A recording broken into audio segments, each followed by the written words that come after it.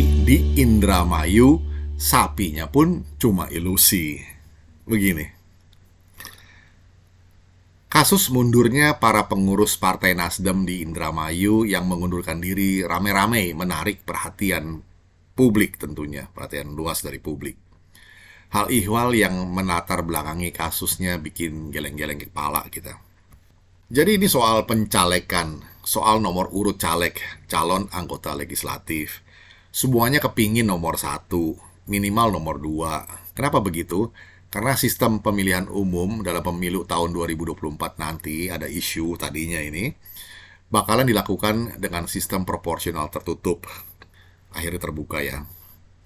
Apa bedanya dengan proporsional terbuka? Seperti yang kita alami dalam pemilu 2019 lalu, gampang, dulu kita mesti memilih figur caleg. Siapa yang paling banyak dipilih konstituen, maka dialah yang terpilih. Yang terpenting partainya lolos PT atau Parliamentary Threshold. Nomor urut caleg tidak penting lagi. Semua caleg punya kesempatan yang sama.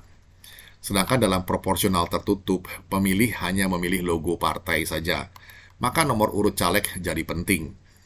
Dulu kita mengenal apa yang disebut dengan nomor jadi, yaitu nomor 1 atau nomor urut 2. Caleg yang dapat nomor urut kecil punya kesempatan yang lebih besar untuk jadi. Itu yang membuat pengurus daerah atau ketua DPD Partai Nasdem di Indramayu kecewa. Lantaran ia tadinya dijanjikan nomor urut 1, tapi dalam perjalanan ternyata dia cuma dapat nomor urut di atas nomor urut 2. Bukan nomor jadi istilahnya.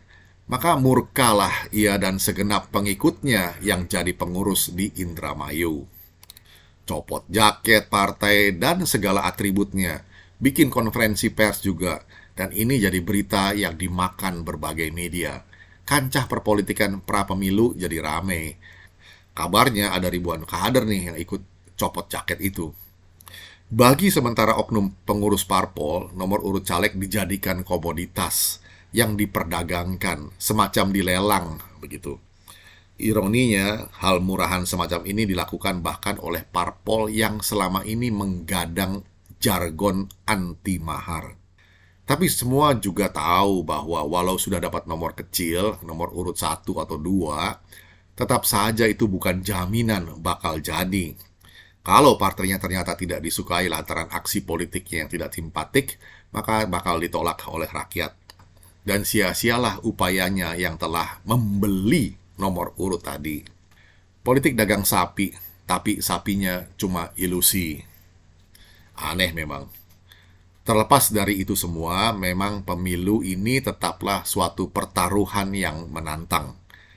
Fakta politik di Indonesia telah membuktikan bahwa seorang mantan koruptor pun masih bisa terpilih.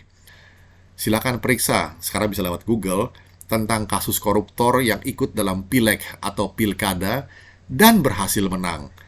Jadi wakil rakyat, anggota DPR, DPRD, bupati, wali kota, gubernur, wakil gubernur. Kok bisa menang ya? Kan mantan koruptor.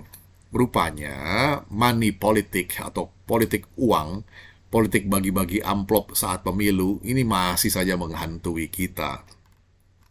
Maka singkatnya 2 RUU anti korupsi, yaitu RUU perampasan aset tindak pidana korupsi dan RUU pembatasan transaksi uang kartal jadi imperatif.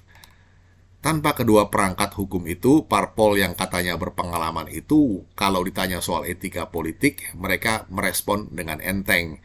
Berapa tuh harganya etika politik?